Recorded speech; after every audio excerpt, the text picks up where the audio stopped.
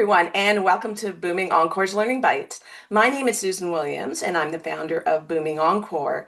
In an Ipsos survey conducted on behalf of Home Equity Bank, they found that 90% of Canadians 45 years and older really wanted to remain aging in their own home.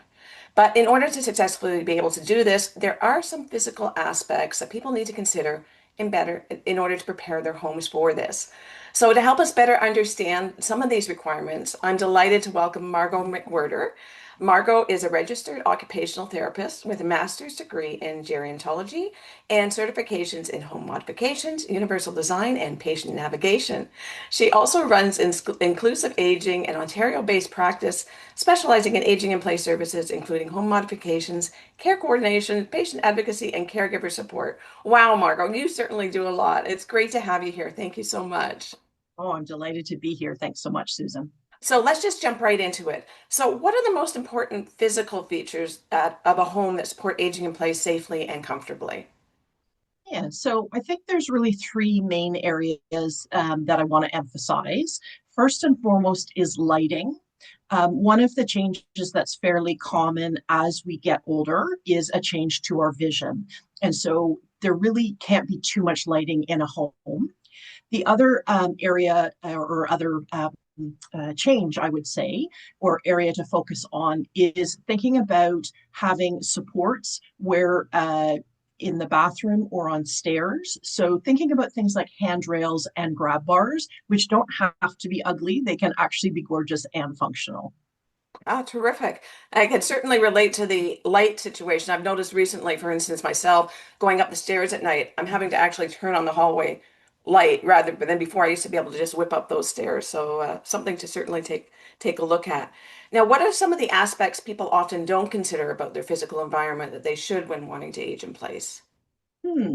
Certainly for people that are looking to age in their own home versus downsizing or moving, I think that often what gets overlooked are the areas of the home and the activities that we use every day. And so that can be things like the bedroom, the kitchen, and the bathroom. Because it's always been there, part of our ambient environment, we often don't think about making changes to those areas. The other thing is that we sometimes don't see some of the clutter, particularly at floor level, that could then present like a tripping hazard, which again, due to changing eyes or maybe a change in mobility and joint flexibility, we may overlook. The other thing is that because we've always had the furniture in our home that we've always had, and it worked great for our younger selves maybe when we were raising a family, but may not be so age inclusive and age friendly if we have stiffening of joints and aches and pains. And so the foam in your favorite chair or sofa may simply cause the seating to be a little bit lower, and then you're having to work harder to get up and move, which is such an important part that we want to maintain that mobility as people are aging in the right place. Okay, so for instance, the bathroom, the bedroom, I kind of understand. But when you said the kitchen, what sort of things should somebody think about in their kitchen? So it can be really useful to think about how stable you are on your feet, and then how easy it is for you to maybe access storage, and whether it's cooking and baking or everyday, plates and glasses.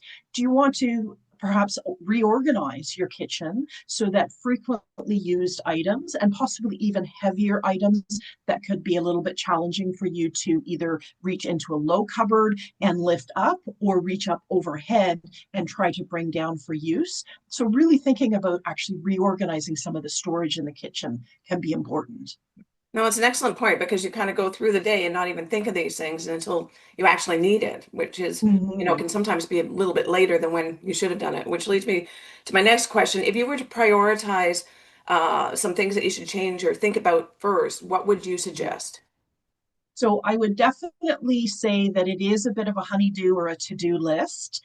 Thinking about maintaining the home that you want to support you into your later years. So maybe there's some home maintenance projects that you've been putting off and just haven't gotten around to, Also taking a look at both the interior and exterior aspects of the home.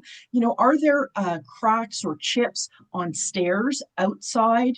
Is the driveway or the sidewalk in front of your home maybe not in great repair? Are there tree roots coming up through the lawn that, when you're walking across to smell the roses or whatnot, that might cause a tripping hazard? So think about the home maintenance inside as well as outside.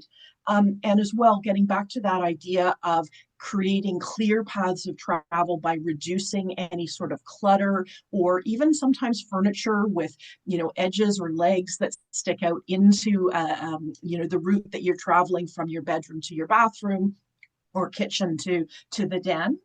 And then going back to that idea of increasing the lighting. And finally, another change that particularly for people that are planning ahead, whether or not they have a progressive health issue, or they may even just know that they're at some point going to have a joint replacement, so a hip or a knee surgery, where they may not be able to manage stairs for even a temporary period of time. Is there a way that you could modify your home and set up your home for one level living, whether that's temporary or permanent, with a room that could be turned into a private bedroom, as well as thinking about what washroom space you have on the main floor? Because depending on the age of the home, there's lots of homes where there isn't a main floor, even powder room, and that creates a lot of challenges for many people. It's so true. And like you said, it often happens, you know, if we don't plan in advance, which leads me to my next question. When should someone really start to think about this or start planning for these changes? Hmm. It's really never too early, and I do say never too late as well, to start planning ahead. Because when certainly when I'm working with individuals, and I often say that I work with individuals, couples, and families, because aging really is a natural part of life, and it is a family affair. So I do think that if people can start planning, in their 50s, 60s, 70s, that's not too early. And, I do work with a number of people who are much older than that. And again, it's not too late. But certainly the kinds of things that I try to encourage my clients to consider is a holistic perspective. So, where do they want to age in place? What is home going to look like and mean to them?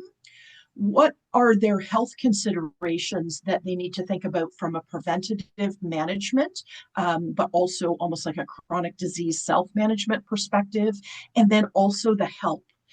And it's so common for all of us, many of us, to be very fiercely independent and basically decline or refuse or shy away from maintaining relationships and thinking about reciprocal giving and receiving of help.